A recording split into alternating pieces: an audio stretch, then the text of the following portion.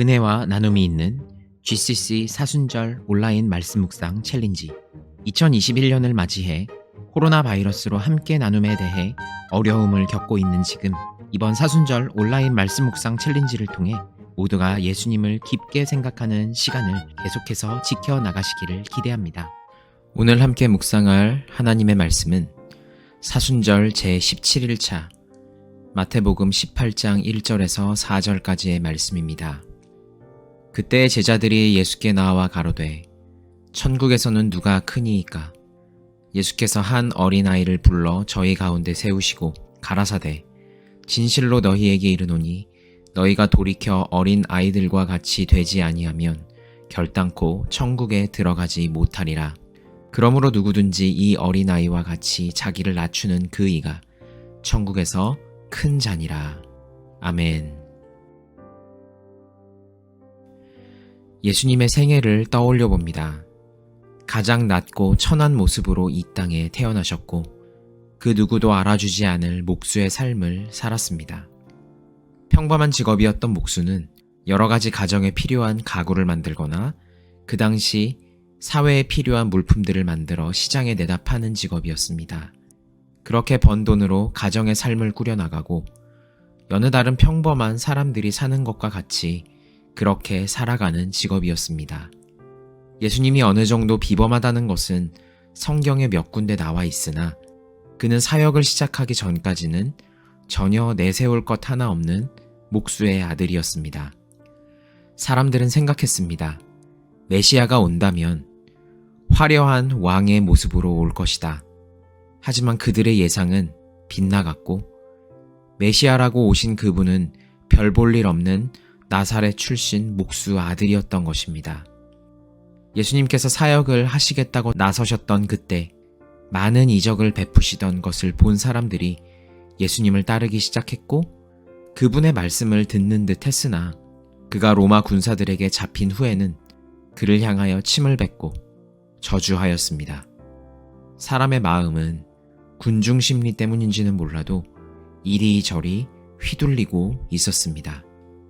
아무리 예수님께서 하나님의 아들이라고 외쳐도 그들은 그리스도에 대해 반 정도만 믿은 것이었습니다.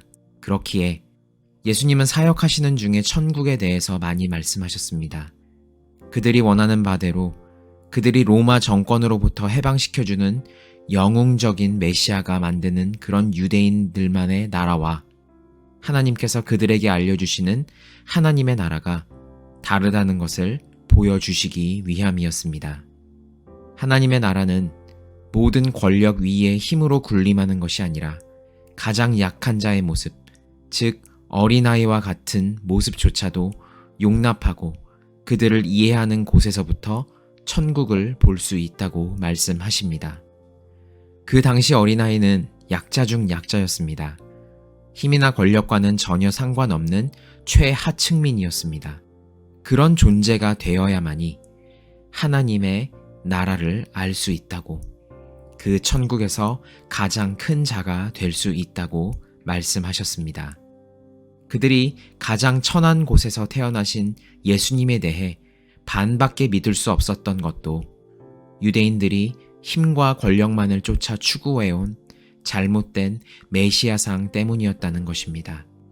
여러분, 우리도 같은 경험을 할 수 있습니다. 예수님께서 세상 어디에서도 인정받고 다른 어떤 종교와 비교해도 절대 밀리지 않는 그 정도의 신의 모습으로 애초부터 우리에게 나타나셨으면 얼마나 좋았을까. 그래서 세상 사람들이 예수라는 이름만 들으면 어떠한 반박도 할 수 없게 그 존재감이 확실했다면 얼마나 좋았을까. 그러면 지금처럼 교회가 힘들지도 그리스도인들이 처음부터 박해당하지도 않았을 텐데, 예수님을 더 잘 증거하는 삶을 살았을 텐데. 하지만 천국은 세상의 방법과는 다르게 흘러가는 곳에서 볼 수 있습니다. 화려한 것도 멋있는 것도 인정받는 것도 아닌 가장 낮은 자의 위치로 가야지만 보이는 곳입니다. 예수님께서 우리에게 보여주셨던 그 겸손의 삶은 이미 우리에게 천국에 대해 말씀해 주시고 계셨던 것입니다. 이번 사순절을 보내시며 예수님을 묵상하시는 모든 분들께 예수님의 겸손이 가장 낮아지셨었던 그 의미가 천국을 보여주는 것임을 꼭 기억되어지기를 간절히 소망합니다. 어린아이와 같은 믿음, 낮은 위치를 이해하는 마음, 그들의 마음 가운데에는 이미 천국은 임한 것입니다. 잠깐! 말씀 묵상 후 영상에 댓글을 달아주시면 푸짐한 선물이 와르르! 모두 함께 말씀 묵상해요.